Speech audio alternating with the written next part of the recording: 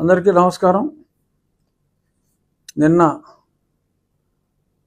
మా ఎమ్మెల్యేలు, మంత్రులు, ఎంపీలు అందరితో గౌరవనీయులు చంద్రబాబు నాయుడు గారు, తెలుగుదేశం పార్టీ అధ్యక్షులు వారి నాయకత్వంలో సమావేశం జరిగింది. చాలా చక్కగా ఆయన మనసు విప్పి అందరి అభిప్రాయాలు తెలుసుకొని ప్రజారంజకంగా పరిపాలించాలి అంటే మనం ఏమేమి స్టెప్స్ తీసుకోవాలి అనేది ఏకాభిప్రాయంగా కాకుండా అందరి అభిప్రాయాలు కూడా ఆయన సమగ్రంగా తెలుసుకొని ఎన్నో సమస్యలకి అక్కడికక్కడే అందరి అభిప్రాయం తీసుకుని ఆయన చాలా మంచి నిర్ణయాలు తీసుకోవడం జరిగింది. పేపర్లో కూడా చూశారు, చాలా వరకు చూశారు. కానీ అక్కడ ప్రాక్టికల్గా ఉన్న వ్యక్తిగా ఆయన యొక్క ఔన్నత్యాన్ని, ఆయన ఆలోచన విధానాన్ని, ఆయన పడుతున్న తపనని తెలియజేయటం నా బాధ్యతగా నేను భావించి, ఈరోజు మీరు పేపర్లో చదివినవి అయినా కూడా మళ్ళీ దాని బ్యాక్గ్రౌండ్తో పాటు చెప్పాలి అనిపించింది. ఎందుకంటే అక్కడ బ్యాక్గ్రౌండ్ ఉండదు. ఆయన ఎంత ఆలోచించి చేశారు అదంతా కూడా పేపర్లో డెసిషన్ వస్తుంది. సో అందుకని నేను కొంచెం కాస్త డీటెయిల్గా ఆయన పడుతున్న తపన గురించి చెప్పడం నా బాధ్యతగా భావించి నేను చెప్తున్నా ప్రెస్ మీట్లో. ముందుగా మరి ఒక 2 నెలలుగా ఇసుక అనేది పెద్ద సమస్యగా మారింది. ఆయన చక్కటి నిర్ణయాలు తీసుకున్న వరుణుడు కరుణించక చాలా ఇబ్బందులు, అలాగే కొన్ని స్థానికంగా మరి కొందరు పాత్ర కూడా ఉందని అందరికీ కూడా ఆయన వార్నింగ్ ఇవ్వడం జరిగింది. చాలా క్లియర్గా ప్రజలకి ఏమాత్రం ఇబ్బంది కలిగినా నేను సహించను అని చెప్తూ, ఏం చేద్దాం మనం, మరి ఎంత చేయాలనుకున్నా కొన్ని అవాంతరాలు వస్తున్నాయి. ఏం చేయాలి అంటే ఎంతోమంది బుచ్చ చౌదరి గారు లాంటి పెద్దలు చాలామంది ఈ ట్రాక్టర్లను కూడా కొన్ని చోట్ల ఇబ్బంది పెడుతున్నారు అని చెప్పిన తర్వాత, ఆ ట్రాక్టర్లకి ఈ సీనరేజ్ వలన ఆ ట్యాక్స్ కలెక్షన్ గురించి కొన్ని ఇబ్బందులు వస్తున్నాయి. ఆ ట్యాక్స్ కలెక్షన్నే ఈ ట్రాక్టర్ల వరకు ఆ సీనరేజే కలెక్ట్ చేయకపోతే ఎవరికి కావాలంటే వాళ్ళు తవ్వుకుని వెళ్తారు. మా చిన్నతనంలో మా ఊర్లో ఉన్న వాగు దగ్గర మేము తవ్వుకునే వెళ్ళేవాళ్ళం, ఎవరు అబ్జెక్ట్ చేసేవారు కాదు అని ఆయన గతాన్ని కూడా గుర్తు చేసుకుని ఈ ట్రాక్టర్లలో వెళ్ళే వాళ్ళకి ఎటువంటి సీనరేజ్ లేకుండా మళ్ళీ ఉచితం అని అన్నారు. కాబట్టి ఆ ఉచితానికి కూడా అనుకూలంగా ఉండేలా వాళ్ళు ఒక 4-5 ఆ ట్రాక్టర్లోనే లేబర్ని తీసుకెళ్ళి వాళ్ళు తవ్వుకుంటే ఇంక ఏ కాస్ట్ ఉండదు. మొత్తం అంతా వాళ్ళ తవ్వకం కాస్ట్ వాళ్ళే పెట్టుకొని వాళ్ళ ట్రాక్టర్లో వాళ్ళు తీసుకెళ్ళి వాళ్ళ వినియోగం వాళ్ళు చేసుకోవచ్చు. ఎటువంటి ఇబ్బంది లేదు. ట్రాన్స్పోర్ట్ అందరికీ కుదరదు కాబట్టి అందరూ దగ్గరలో ఉండరు, చాలామందికి ఇసుక దూరంగా ఉంటుంది కాబట్టి వాళ్ళ వరకు ఆ కాస్ట్ ఆఫ్ మైనింగ్ తీసుకుని సప్లై చేసే విధంగా మరి ఈ రీచ్లన్నీ కూడా పెరుగుతాయి. ఒక 10 నుంచి మళ్ళీ వాయుగుండాలని అంటున్నారు కాబట్టి ఆ వాయుగుండాలు దాటిన తర్వాత మరి అలాగే ప్రైవేట్ అన్నీ కూడా ఓపెన్ చేయమన్నారు. సో కాబట్టి ఒక 10 రోజుల తర్వాత ఎట్టి పరిస్థితుల్లోనూ శాండ్ వలన ఏ కామన్ మ్యాన్ కూడా ఇబ్బంది పడకూడదు. భవన నిర్మాణ రంగం పుంజుకుంటే ట్యాక్సేషన్ పెరుగుతుంది, జిఎస్టీ వస్తుంది. సో ఈ చిన్న ఇంగ్రీడియంట్ మీద మనకు వచ్చే చిన్న ట్యాక్స్ని దృష్టిలో పెట్టుకుంటే మరి జరగబోయే కన్స్ట్రక్షన్, ఇది కూరలో ఉప్పు లాంటిది ఇసుక, ఉప్పు కర్రీ తక్కువే, ఉప్పే లేకపోతే రెస్టారెంట్కి ఎవరు రాడు, అక్కడికి ఆదాయమే ఉండదు. అలాంటిది ఈ ఇసుక. సో ఈ ఇసుక మీద వచ్చే ఆ చిన్న 200 కోట్లు 300 కోట్లకో కక్కుర్తి పడితే, నిర్మాణ రంగం కుంటుపడితే మరి దానివలన కొన్ని వేల కోట్ల ఆదాయం మనం కోల్పోతున్నాం. సో అది ఆయన మెచ్యూరిటీ, ఆయన లెవెల్ ఆఫ్ థింకింగ్ వలన ఈ క్యాల్కులేషన్స్ అన్నీ వేసి మనం ఈ సెనరేజ్ని వదిలేద్దాం. 200 కోట్ల నష్టం రావచ్చు మనకి, కానీ ఓవరాల్గా బెటర్ అవైలబిలిటీ వలన మనకి చాలా ఇంప్రూవ్మెంట్ వస్తుంది.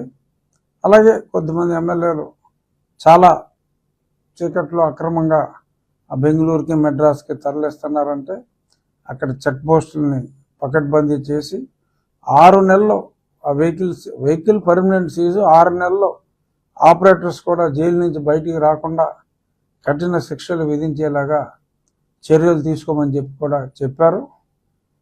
చంద్రబాబు నాయుడు గారు పూర్తిగా నిర్మాణ రంగం పుంజుకోవటానికి, అందరికీ ఇసుక చౌక ధరల్లో, అంటే మీ ట్రాన్స్పోర్ట్ కాస్ట్ చౌక ధర అంటే గవర్నమెంట్కి ఏమి అందులో రూపాయి రాదు, only just excavation cost, other charges ఏమైనా ఉంటే కలెక్ట్ చేయడం తప్ప ఇప్పుడు ఉన్న ప్రైసెస్ కన్నా బాగా తగ్గి నిర్మాణ రంగం పుంజుకునేలాగా ఎటువంటి బ్లాక్ మార్కెటింగ్ జరగకుండా. ఇసుక బ్లాక్ మార్కెటింగ్ అనేది మనం చిన్నప్పుడు ఇలా, అది ఈ మధ్యన మరీ భారంగా మారింది.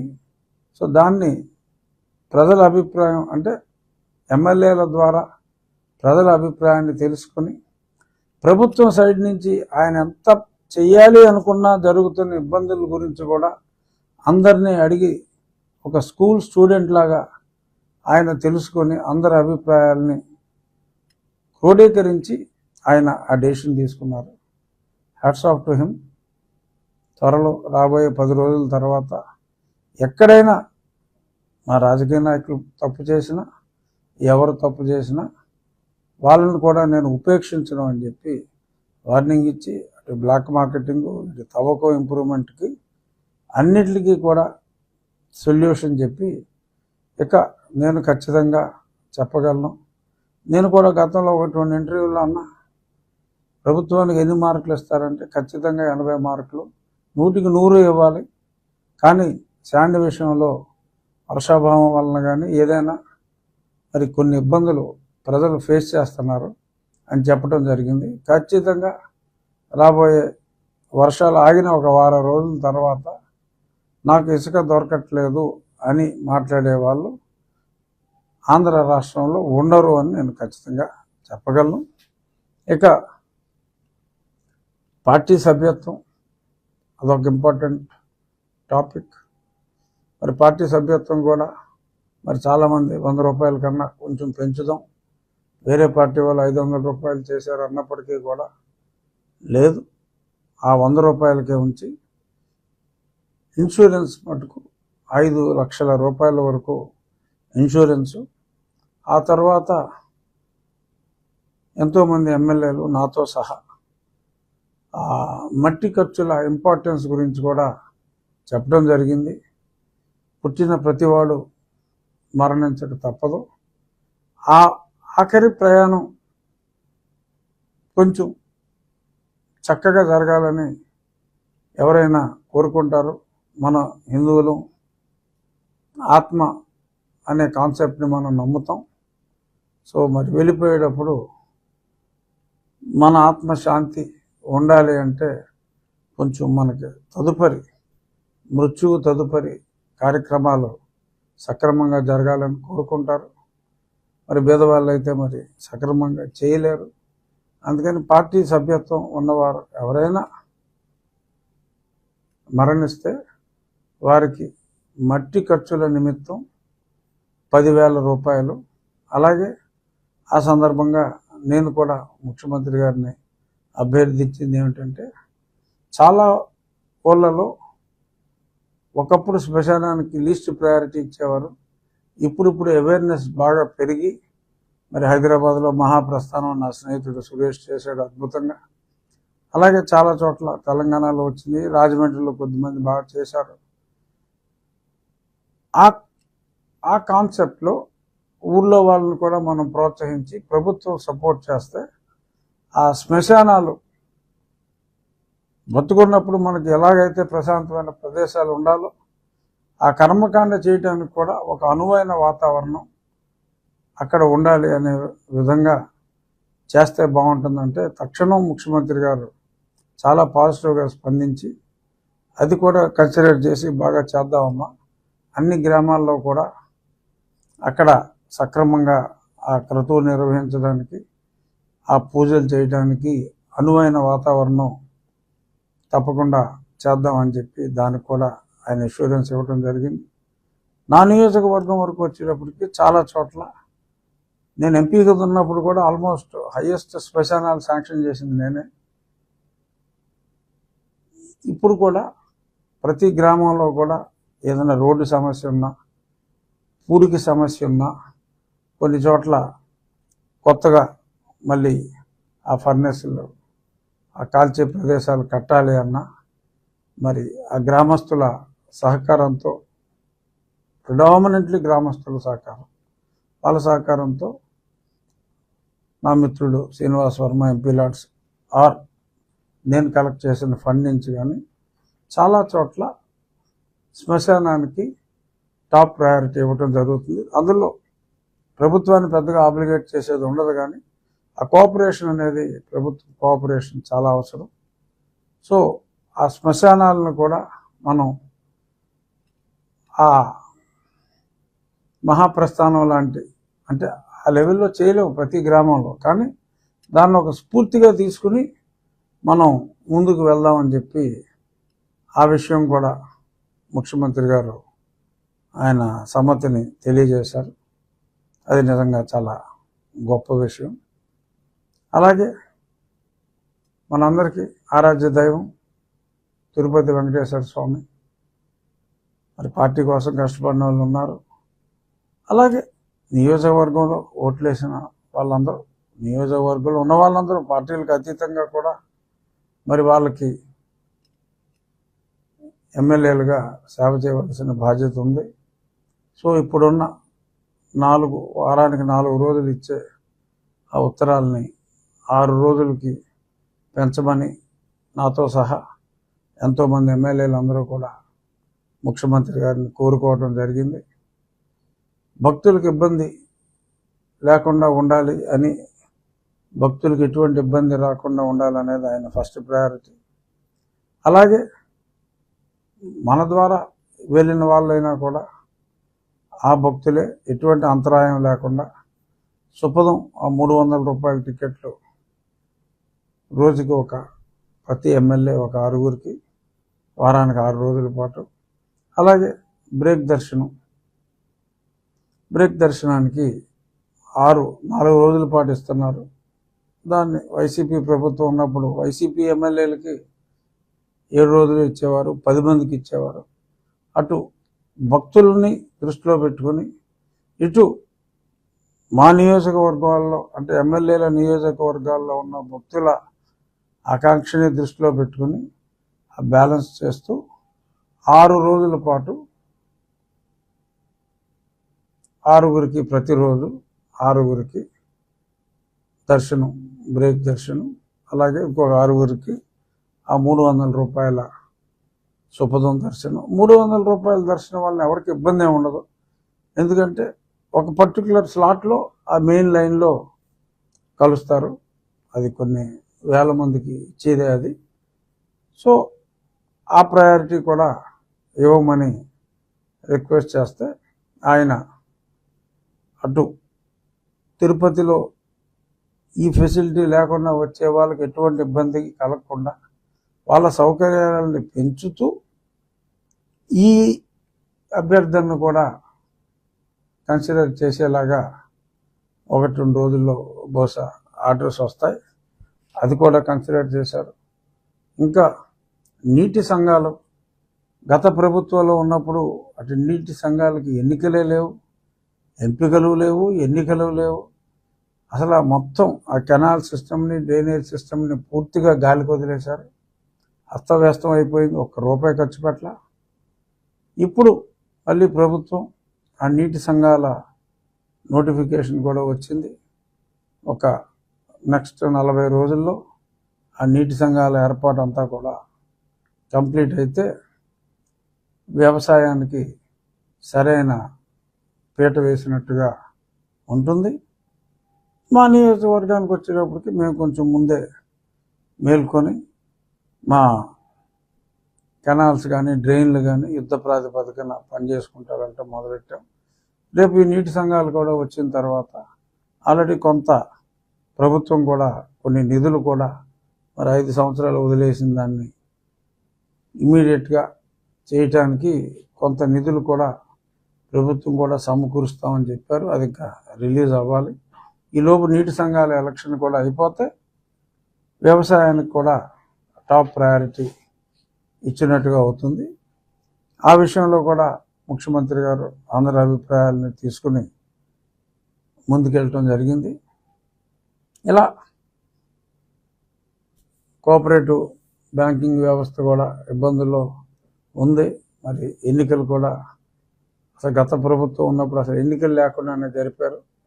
ఇప్పుడు రాబోయే 6 నెలల కాలంలో దానికి కూడా సజావుగా ఎన్నికలు నిర్వహించి మళ్ళీ ఆ కోఆపరేటివ్ వ్యవస్థను కూడా, ఎందుకంటే గ్రామాల్లో చాలా అవసరం వ్యవసాయానికి, ఆ వ్యవస్థను కూడా గాడిలో పెట్టేలాగా మరి ఎమ్మెల్యేలు అందరూ చెప్పిన వెంటనే ఎక్కువ టైం లేకుండా 6 నెలల్లో కంప్లీట్ చేయాలన్నారు.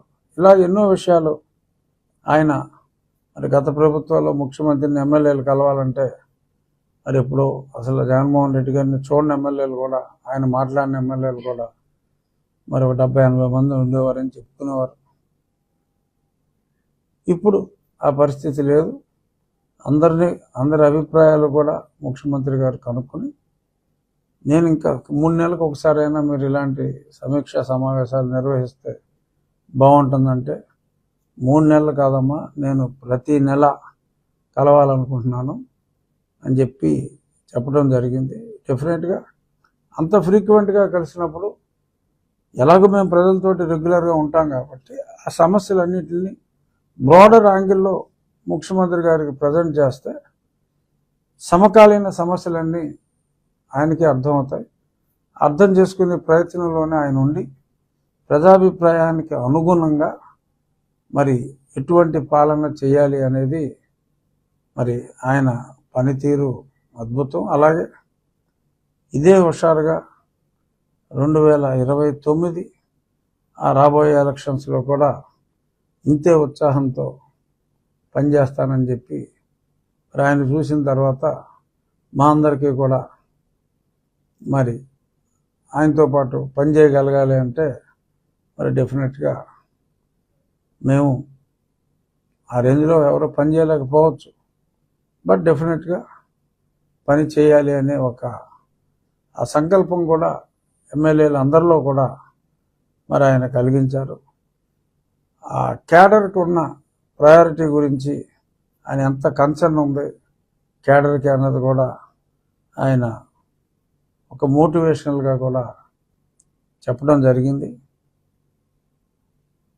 ముగించే ముందు చెప్పాల్సింది ఏంటంటే, ఈ స్కీముల గురించి ఆయన ఊహించిన దానికన్నా చాలా ఎక్కువగా మరి ఆర్థిక అంటే మొత్తం ఫైనాన్షియల్గా కుక్కలు చంపిన విస్తరి చేసింది గత ప్రభుత్వం.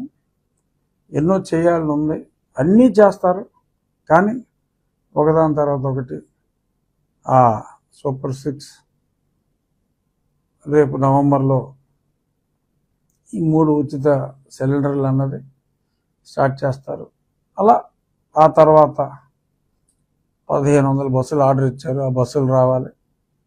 వచ్చిన తర్వాత ఆ మహిళలకు ఉచిత ప్రయాణం, ఇవన్నీ ఒక పక్క అభివృద్ధి చేయాలి, సంక్షేమం ఆల్రెడీ అద్భుతంగా చెప్పినవి మొదలుపెట్టారు. 4000 రూపాయలు అన్నారు, విత్ ఎరియర్స్ ఇస్తున్నారు. 1వ తారీఖు అంటే 1వ తారీఖు ఇస్తున్నారు. జీతాలు కూడా మరి గతంలో టైంకి పడి కాదు, జీతాలు ఇస్తున్నారు. మరి ఒక చెదిరిన సంసారాన్ని మరి తిరిగి మరి దారిలో పెట్టేటప్పుడు ఒకదాని తర్వాత ఒకటి చేసుకోవాలి. అన్నీ ఒకసారి చేయాలి అంటే అది మానవ మాత్రుడి వల్ల కాదు. ఇక్కడ జరిగిన డ్యామేజ్ని సరిచేయాలంటే ఆ కుబేరుడికి అప్పచెప్పినా కూడా మరి ప్రస్తుతం కుబేరుడు కూడా ఏమీ చేయలేని పరిస్థితి. సో ప్రభుత్వ పరిస్థితిని ప్రజలందరూ కూడా అర్థం చేసుకోవాలి. డెఫినెట్గా ప్రజలకి తెలుసు ఎన్ని కష్టాలు పడ్డారో. ఆ కష్టాలు, ఆర్థిక ఇబ్బందులు చూసే గత ప్రభుత్వాన్ని దింపారు, కుక్కలు చింపని విస్తరి చేసినందుకు. కానీ ప్రతిపక్షం మాట్లాడితే నీకు 15,000 నీకు 15,000 అని చెప్పి మరి ఆయన ప్రతిపక్ష నాయకుడు బాధ్యత రాహిత్యంగా మాట్లాడతాం. అన్నీ అవుతాయి, కొంచెం సంయమనం. ఎందుకంటే మరి ఆయన నిద్రలేని రాత్రులు గడుపుతున్నాడు ముఖ్యమంత్రి గారు. మాట ఇచ్చాం ఎలాగ ఇంప్లిమెంట్ చేయాలి అని.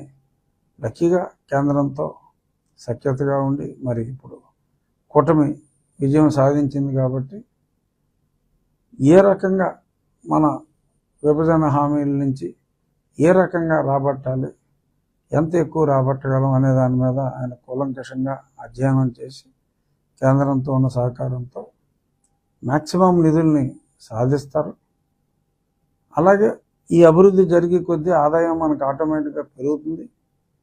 ఎలాగా చేయాలి అనేది అహర్నిశలో ఆయన శ్రమిస్తున్నారు కాబట్టి మనం కూడా అన్నీ ఒకసారే కావాలి అని ప్రెషర్ పెట్టకుండా సాధ్యమైనంత వరకు 100% 2 సంవత్సరాల్లో అన్నీ జరుగుతాయి. ఒకదాని తర్వాత ఒకటి స్టెప్ బై స్టెప్ అన్నీ జరుగుతాయి. కొంత ఆలస్యం అయినప్పటికీ కూడా మరి రాష్ట్రాన్ని సర్వనాశనం చేసిన వ్యక్తులు ప్రజల్ని సోషల్ మీడియా ద్వారా, పీపుల్ ఆర్ హ్యాపీ, బట్ ప్రజల్ని సోషల్ మీడియా ద్వారా రెచ్చగొట్టే ఆ దుర్మార్గపు చేష్టల్ని మరి ఓపిగ్గా కొద్ది రోజులు మనం భరించవలసిన, ఇది ఆయన చెప్పలా, నాకు అనిపిస్తుంది. ఎందుకంటే ఆర్థికంగా ఎంత దారుణంగా ఉందో నేను గతంలో ఎన్నో రచ్చబండల ద్వారా తెలియజేయటం కూడా జరిగింది. బట్ అంత డ్యామేజ్ అన్నది మరి ప్రభుత్వ పెద్దలుగా అప్పట్లో ఊహించలా. మరి నేను ఎప్పటి నుంచో చెప్తున్నా 10.5 లక్షల కోట్లు 10.5 లక్షల కోట్లు అంటే వాళ్ళు చెప్పారు, వీళ్ళు చెప్పారు 4 లక్షల కోట్లే అని చెప్పి డబాయించేవారు వీళ్ళు. మరి 10.5 అన్నది ముఖ్యమంత్రి గారు అసెంబ్లీలోనే స్పష్టంగా కన్ఫర్మ్ చేశారు. ఒక పక్క దానికి వడ్డీలు కట్టుకుంటూ మరి ఇచ్చిన హామీలన్నీ ఒకే రోజు అప్పటికప్పుడే నెరవేర్చాలి అంటే అది అయ్యే పని కాదు. కానీ ఈయన అసాధ్యాన్ని ఆయన ఓపికగా సుసాధ్యం చేసే దిశగా వెళ్తున్నారు కాబట్టి ఏదైనా అనుకున్న దానికన్నా ఒక కొద్ది నెలలు ఆలస్యం అయితే సంయమనం, కష్టపడే వ్యక్తిని మరి కాస్త ఎటువంటి నెగిటివ్ కామెంట్స్ చేయకుండా కాస్త సమయం, కొంచెం ఎక్స్ట్రా సమయం ఇవ్వాల్సిన అవసరం ఉంది. ఖచ్చితంగా చంద్రబాబు నాయుడు గారి నాయకత్వంలో రాష్ట్రం తిరిగి గత వైభవాన్ని మళ్ళీ తిరిగి పునరుద్ధరిస్తాం. అందులో ఎటువంటి అనుమానం లేదు. ఒక మంచి వ్యక్తికి, మంచి ఆశయంతో ముందుకెళ్ళే వ్యక్తికి మనం అత్యాశగా ఇబ్బంది పెట్టకుండా ఆయనతో కలిసి ప్రజలందరూ కూడా ప్రయాణం చేయవలసిన బాధ్యత, మంచి వ్యక్తిని ఎన్నుకున్నాం, ప్రజలందరూ కలిసి ప్రయాణం చేయవలసిన బాధ్యతను కూడా గుర్తించమని చెప్పి ఒక ఎమ్మెల్యేగా నా ప్రాంత వాసులకే కాకుండా నేను ఎంతోమందికి సుపరిచితున్నే కాబట్టి ఇది నా విన్నపం, ఇది నా అభ్యర్థన. జై తెలుగుదేశం. మీరందరూ కూడా సభ్యత్వ నమోదు కార్యక్రమం 26వ తారీఖు స్టార్ట్ అవుతుంది. అందరూ కూడా తెలుగుదేశం కుటుంబంలో సభ్యులుగా జాయిన్ అవ్వమని చెప్పి మరొకసారి కోరుకుంటూ